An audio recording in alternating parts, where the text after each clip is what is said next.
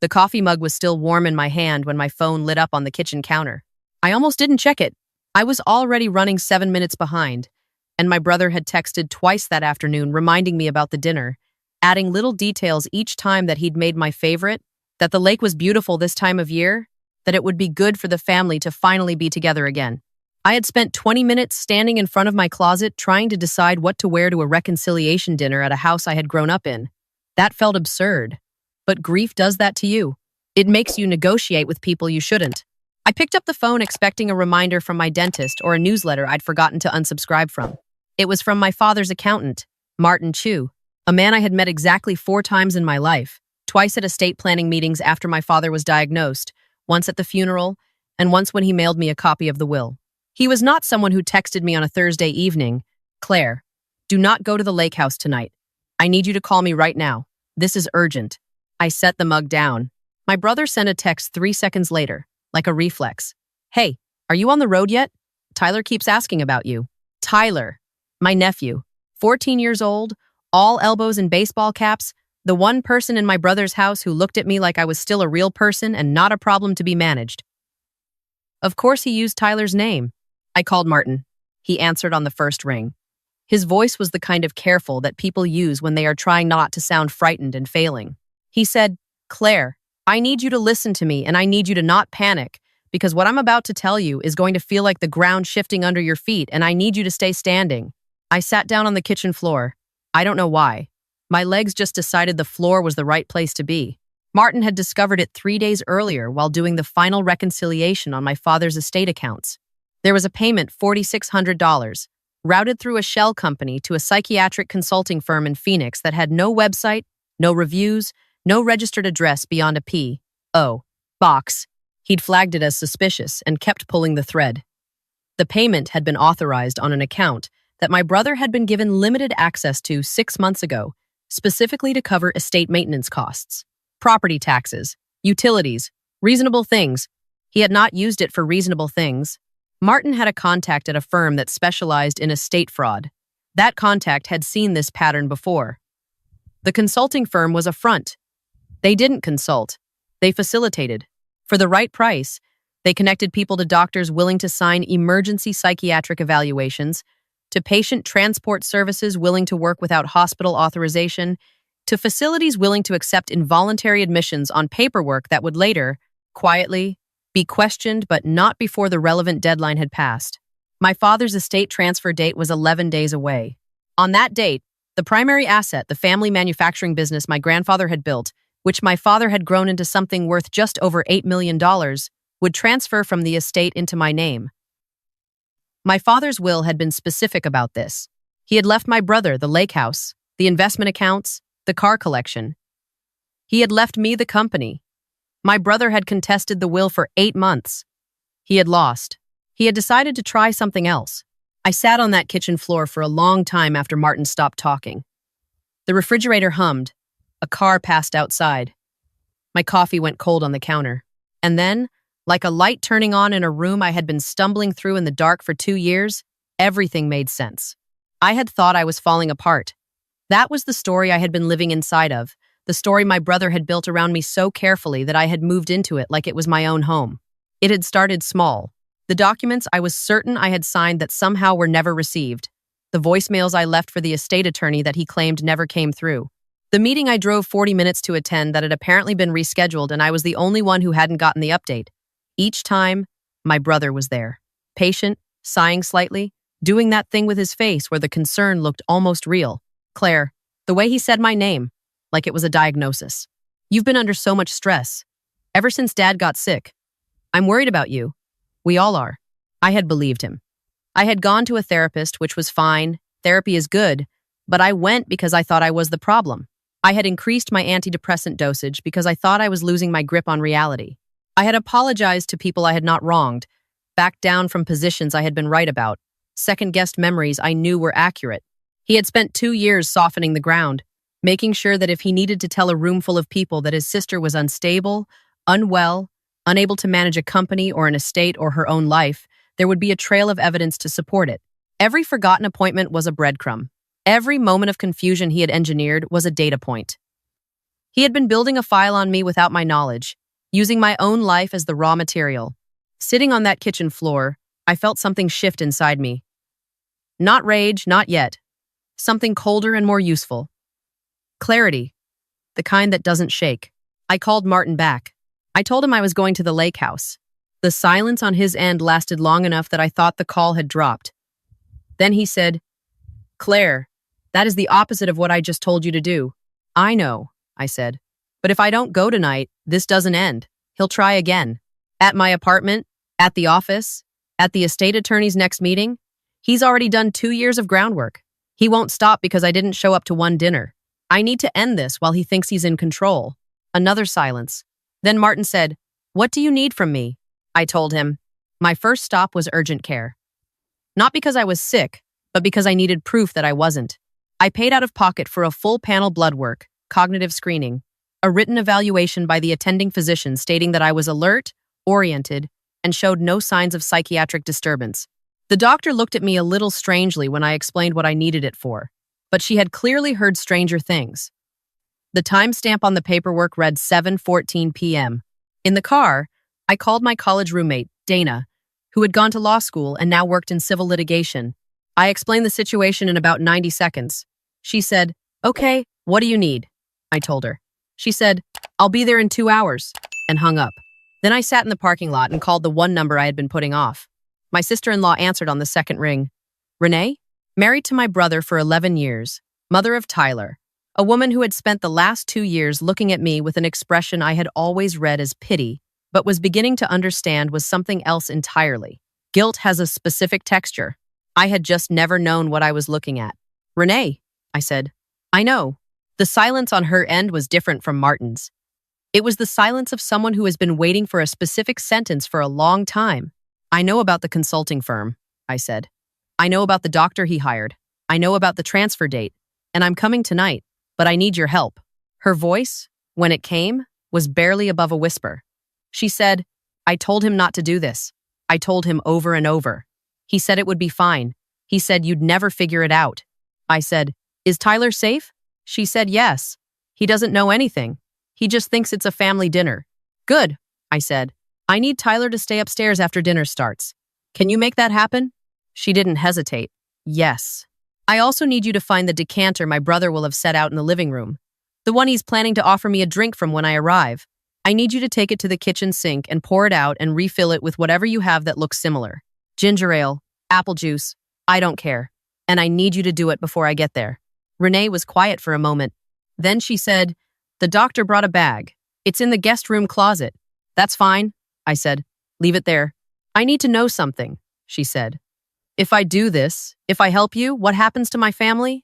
I thought about it honestly. I said, "I can't protect him from the consequences of what he did, but I can promise that nothing I do tonight is aimed at you or Tyler. You have my word." She exhaled. "Okay, I'll pour out the decanter. Delete this call from your phone when we hang up," I said. She said she would. I started the engine. The lake house was 3 hours north, deep in the kind of mountain terrain where the cell service got thin and then disappeared entirely about 40 minutes from the property. I had grown up making that drive, watching the radio stations fade one by one until there was only static, then silence, then the sound of the tires on the road and the dark weight of the trees on either side. My father had loved that drive. He said it was the closest thing to a reset button that existed in the real world. My brother had chosen this location the same way a chess player chooses a square, isolated, no neighbors within earshot, one road in and one road out, and he would know the moment I turned onto it because the property had a gate camera and he would be watching. What he didn't know was that I had a portable satellite communicator clipped inside my jacket pocket, the kind backcountry hikers use when they're going somewhere phones don't reach. Martin had one too. We had tested the connection before I left the urgent care parking lot. He also didn't know that Dana was behind me, driving her own car, with a retired sheriff's deputy she occasionally used as a process server riding in the passenger seat. They were keeping a 5-mile distance. And he didn't know that 3 months ago, after the second time a critical document had mysteriously failed to reach the estate attorney, I had installed a small digital recorder in the breast pocket of the jacket I wore to every family meeting. Most of what I had captured was useless. 2 recordings were not. The trees closed in around the road as I climbed into the mountains. My headlights caught the reflectors on the guardrails, the yellow lines, the occasional mailbox at the end of a long gravel driveway. I turned off the radio and drove in silence and went through the plan one more time, not because I was afraid I had forgotten something, but because the going through was the thing that kept my hands steady. The gate was open when I arrived. Of course it was. He wanted me to feel like I was expected, like this was normal. The lake house was lit up. Every window warm and golden, the kind of glow that looks like welcome from a distance. My father had built the dock at the far end of the property the summer I turned 8. I could see the shape of it in the dark, extending over the black water.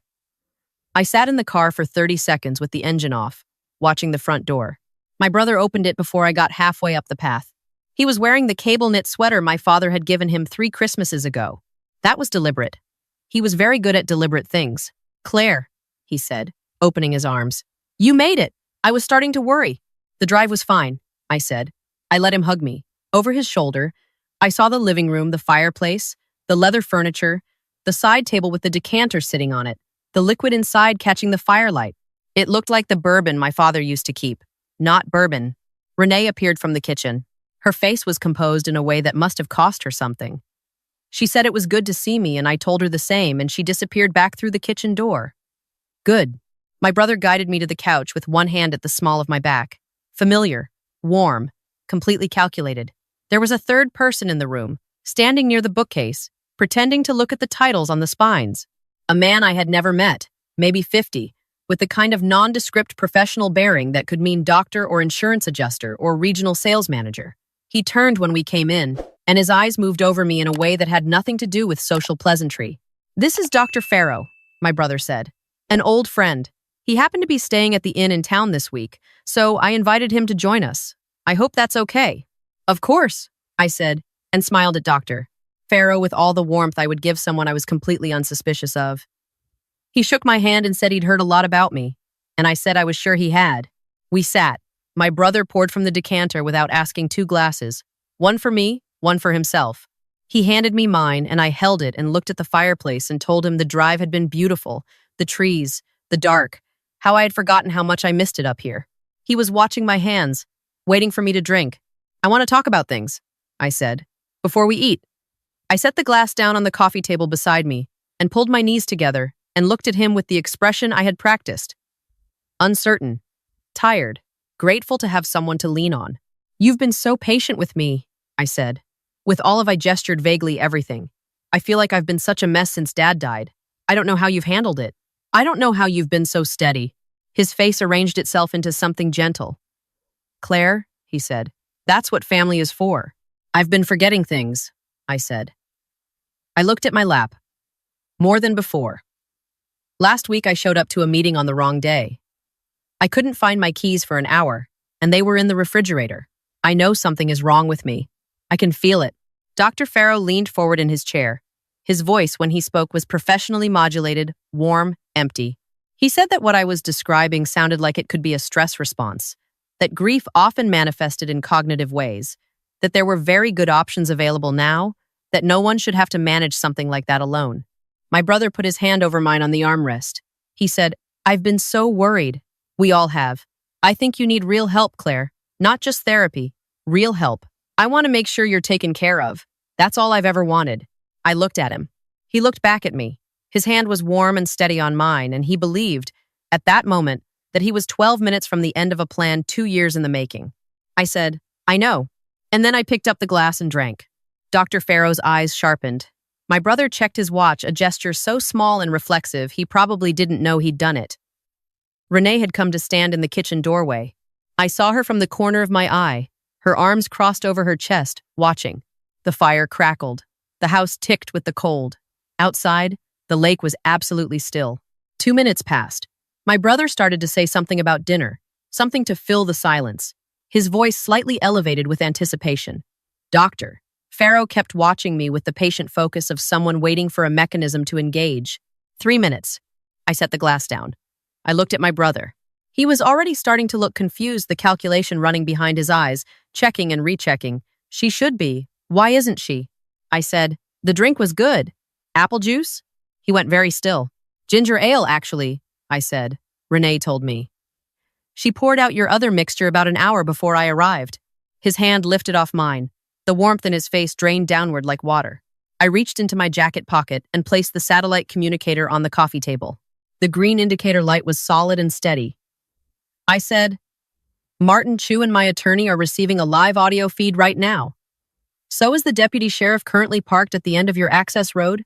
Dr. Farrow stood up. I looked at him and said, "Your consulting firm was paid through an account that routes back to my brother's personal holdings. I have the transaction records.